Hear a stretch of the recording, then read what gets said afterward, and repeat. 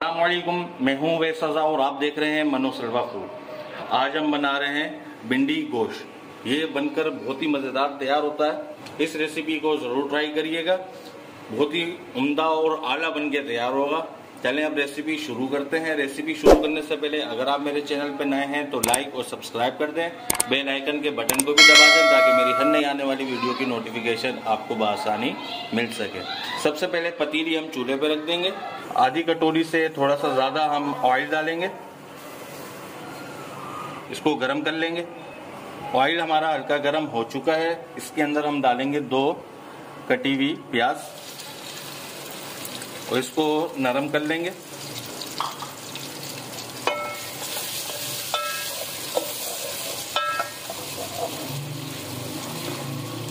ये प्याज हमारी नरम होने वाली है। अब इस वक्त हम इसके अंदर डालेंगे ये 500 ग्राम गोश्त बिना हड्डी का ये, और 1 चम्मच लहसुन अदरक का पेस्ट,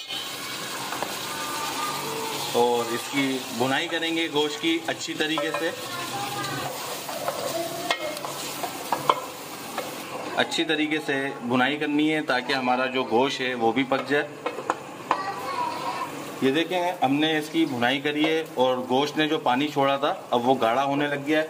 इस वक्त हम ये 3 अदद टमाटर डाल देंगे जो हमने काट लिए हैं। इसको मिक्स कर लेंगे। अब इसके अंदर हम ये डाल देंगे 5 अदद हरी मिर्चें मलीर की कटी हुई बारीक। लाल मिर्चें डालेंगे 2 टीस्पून धनिया पाउडर डालेंगे, 1 टीस्पून हल्दी डालेंगे, ½ टीस्पून डालेंगे नमक इसमें। इसकी भुनाई करेंगे तकरीबन 1 से 2 मिनट के लिए मसालों के साथ। अच्छी तरीके से भुनाई करनी है। ये देखिए माशाल्लाह हमने इसको 2 से 3 मिनट के लिए अच्छी तरीके से भुनाई कर ली है।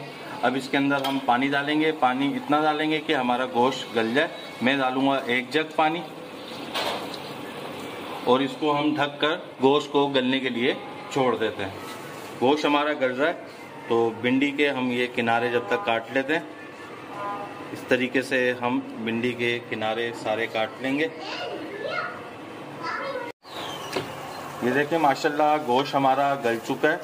आंच हमारी तेज रहेगी। तेज आंच में इसकी भुनाई करेंगे और सारा पानी खुशक कर लेंगे। ये जो टमाटर और प्याज दिख रही है वो भुनाई में ख़त्म हो जाएगी और इंशाल्लाह इतना मज़ेदार बन के तैयार होगा तो इससे पहले आपने नहीं खाया होगा। इस तरीके से ज़रूर ट्राई करिएगा, बहुत ही मज़ेदार बनता है ये। अब इसकी हम भुनाई कर लेते हैं तेज़ आंच में। ये देखिए माशाल्लाह हमने इसकी अच्छी तरीके से भुनाई कर ली है। अब इसकी आंच हम स्लो कर लेंगे। आंच इसकी हमने स्लो कर ली है। ये 250 ग्राम हमारे पास भिंडी है, किनारे हमने काट लिए हैं। अब इसमें डाल देंगे और 1 मिनट के लिए भून लेंगे इसको।